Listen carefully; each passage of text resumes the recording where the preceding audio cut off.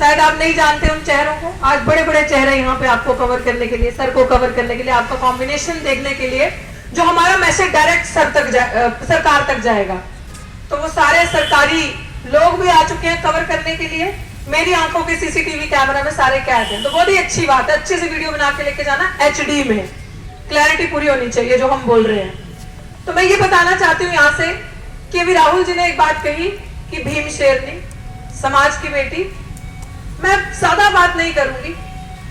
क्या मुझे ये समाज बता सकता है कि ये बेटी भारत की बेटी कब बनेगी?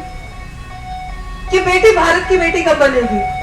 क्योंकि आज यहाँ पे 119 दिन से जो लोग आए वो मेरे ही समाज के आए, जिनको दर्द था वही उठ के आए। मेरा समाज जब भी किसी का दर्द देखता है तो लाइन में सबसे पहले खड़ा होता है, चाहे झंडा उठाने के लिए, चाहे डंडा खाने के लिए, चाहे पर्चों के लिए। And I'm so proud of it.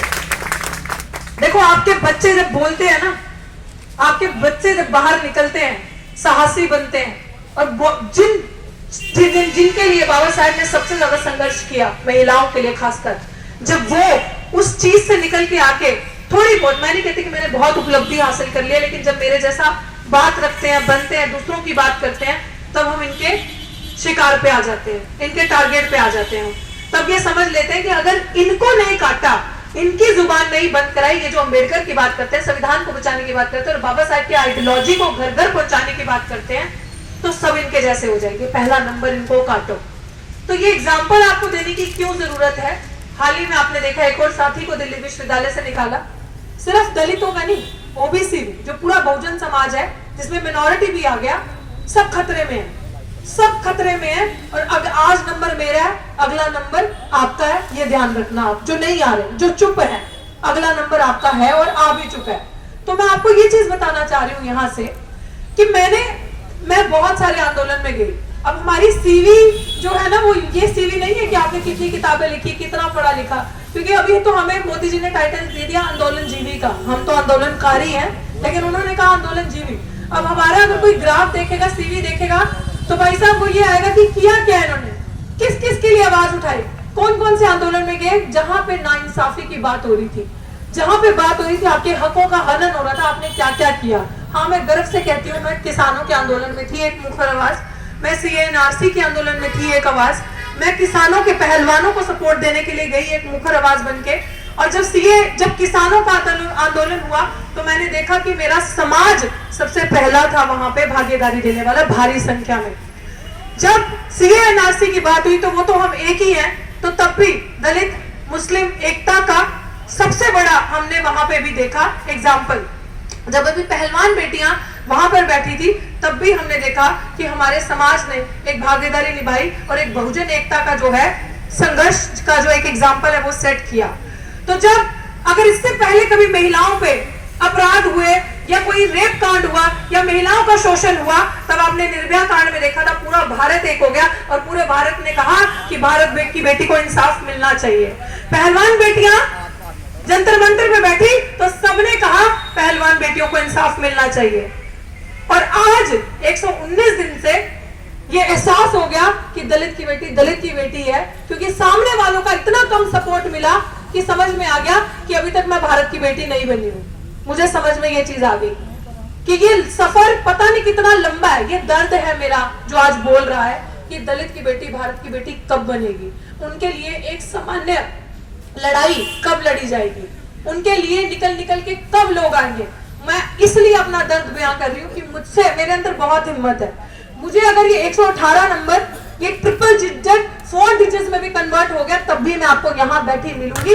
मेरा जज्बा, मेरी हिम्मत जो पहले दिन थी वही आज भी है और आने वाले दिनों में भी रहेगी। मुझसे मत पूछो कि ये कब खत्म होगा, ये सवाल उनसे करो कि काश मेरा समाज और बाकी लोग जो खाली वोटों की राजनीति करने के लिए दलित एकता का डंका बजाते हैं, दलितों के घर खाना खाते हैं, दलितों के घर आके एहसास होता है उनको, वोटों के पहले लाइनें लगाते हैं, नंबर लगाते हैं, उनसे पूछो और समाज के नेताओं से पूछो कि ये 3 डिजिट कब कम होंगे।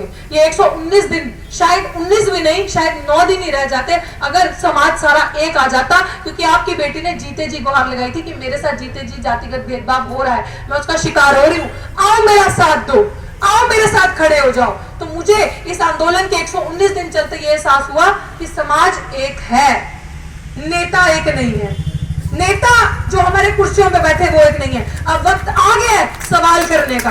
अब एक भी इंसान हम में से, क्योंकि प्राचा साहब ने बड़ी अच्छी बात जब मैंने पहले ये दोहराई तो प्राचा साहब ने कहा कि आप नेता किनको मानते हो, आप नेता। तो मैंने कहा कि सर देख लिया कि जो हमारी बात उठाने की बात करते हैं, जिनके पास लोक बल है वो नेता है, वो लोग कब निकलेंगे कमरों से बाहर। तो प्राचा सर ने कहा नहीं, जो जमीन पे बैठे हैं ना आप एक एक लोग नेता हो। अब ये बेड़ी ये चीजें आपके हाथ में है। नेता तो सड़क पे बैठे हैं, नेता तो ये लोग हैं जो जमीन पे बैठे हैं, नेता तो आप लोग हो जो जमीन पे बैठे हो।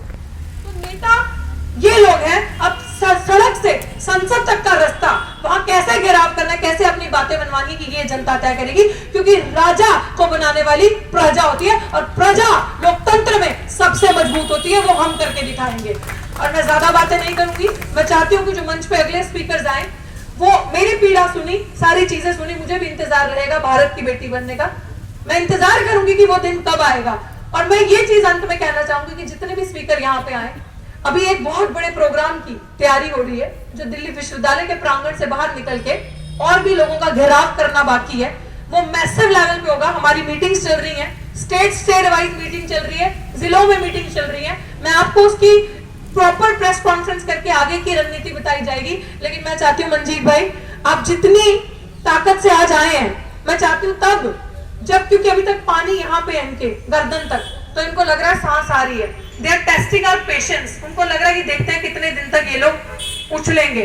वो वक्त आ चुका है जब इनको अपनी संख्या बल से और अपनी ताकत से हम बताएंगे कि अम्बेडकरवादी क्या क्या कर सकते हैं और नीले झंडे की ताकत क्या है। और मैं अपने बीच में बैठे मंत्री जी जो पहले दिन से पूरा समर्थन उनका रहा है, एडवोकेट राजेंद्र पाल गौतम जी का, पूरे तरीके से। कुछ लोगों को लगा कि उनसे चालाकी करके हम छीन लेते हैं पद और वो उनको खत्म कर दिया जाएगा। आप इंसान को खत्म कर सकते हो, व्यक्ति को, उसके आइडियाज को खत्म नहीं कर सकते। अगर बाबा साहेब आज इस दुनिया में नहीं है, अमर है, तो क्या उनके आइडियाज खत्म हुए? उनके आइडियाज आपको हमारे अंदर नजर आएंगे और ये आइडियाज की कोई जुबान नहीं होती, ये कभी खत्म नहीं होगी। शुक्रिया सर आपका। अगले प्रोग्राम की जो तैयारी है सर आपके साथ साझा किया जाएगा। अब वो वक्त आ गया कि सर पानी का लेवल यहाँ तक लेके जाने का। आई एम बिलीव कि हम वो यहाँ तक आए तो वो भी करके दिखाएंगे। और इसी के साथ आप सबका, एक एक इंसान का, बड़े बुजुर्ग छोटे जितने भी यहाँ आए हैं, आपका शुक्रिया। आपके हाथों में अब ये कि जिस तरीके से रोहित वेमुला गए थे तो हमने सारा इकट्ठे हुए तो बहुत सारे लोग राजनीति करने के लिए आए और बोला रोहित तुझे इंसाफ हम दिलवाएंगे, रोहित पायल गई तो इंसाफ हम दिलवाएंगे, जम्मू यूनिवर्सिटी के चंद्रशेखर गए इंसाफ हम दिलवाएंगे। आगे फिर उसके बाद अभी आईआईटी में आयुष और अनिल कुमार, ये इंस्टीट्यूशनल मर्डर्स, जब आपके बच्चे अच्छे पढ़ते लिखते हैं तो उनको मेंटली इतना हरास कर देते हैं कि वो सबसे पहले आत्महत्या करते हैं या उनसे मर्डर्स, इंस्टीट्यूशनल मर्डर्स करवाए जाते हैं। अब प्लीज ठान लो ये चीज। आज मैं भाषण देने के मूड में नहीं हूं, मेरा दिल लिटरली बड़ा दुखी है। ये चीज ठान लो कि बस अब आपके बच्चे मरेंगे नहीं, अब आपके बच्चे जिएंगे। ये जो दिखावा सरकारें करती हैं बड़ी बड़ी फोटो लगाने की बाबा साहेब की और उन पे फूल डालने की, मत इस दिखावा से बाहर आओ। हमें दफ्तरों में फोटो नहीं चाहिए, हमें दफ्तरों की कुर्सी पे अपने लोग चाहिए, अम्बेडकरवादी चाहिए। तो मैं यही आपसे कहना चाहती हूँ कि अभी तो ये अंगड़ाई है, आगे और लड़ाई है। शुरुआत इन्होंने की थी, खत्म हम करेंगे। जय भीम, जय भारत, जय